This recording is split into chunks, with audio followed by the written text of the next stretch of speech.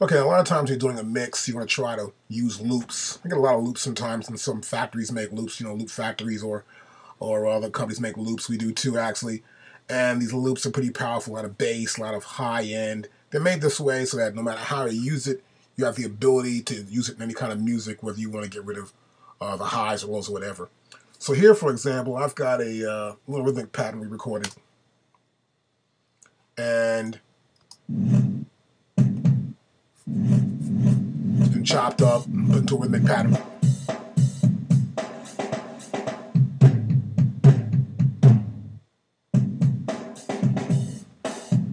So here I want to bring out some bass. When I put more bass out in the EQ here. I'll turn it off. You hear less bass now, right? I'll add more again. I'll turn the bypass back on. Now it's with, and now the bypass is on. So I want to get more bottom out of this one loop here that's constant. I have another loop here I'm going to play right now. And this loop has more highs, some bottom in it too. Some instruments within the loop have some bottom.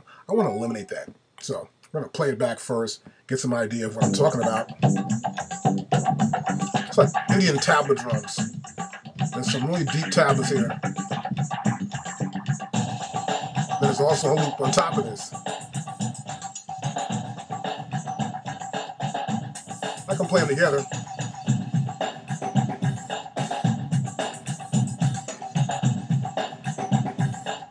But they're almost competing for the bottom end.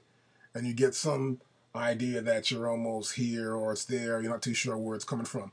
I want to establish one loop to be the bottom, the other one to be more of a percussive fold on top of this. It's going to be more percussive with the Indian flavor and some of the hi-hats in the loop also as well. So how we'll do this, we're going to go back in here. We're going to go to our multi-channel plugins. We're going to pick out let's see, I'm going to use a one-band EQ. Now I'm going to use a high-pass filter here. This high-pass filter can be set to either 12 dB octave range or 18. Now in this case, I'm using 18 dB range. As you can see, we're going to a very big sweep right here. I'm going to turn up the first loop, and we're going to play the second one now. I'm going to pull this back, and you'll hear it. And when it comes in, see it there? That's how rumble sounds. Watch this. So I want to get rid of the bottom, see? Now, sweep back out. That's about 200 hertz right there. 20 hertz, actually.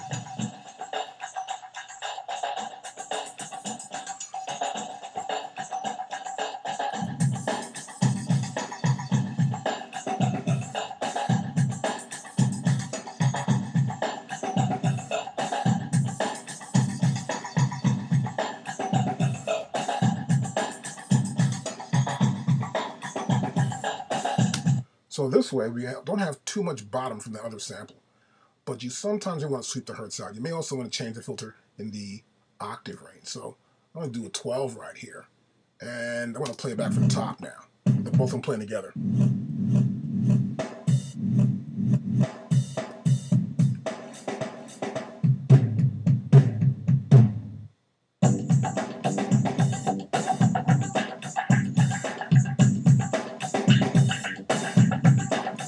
I'm blending better here, see that?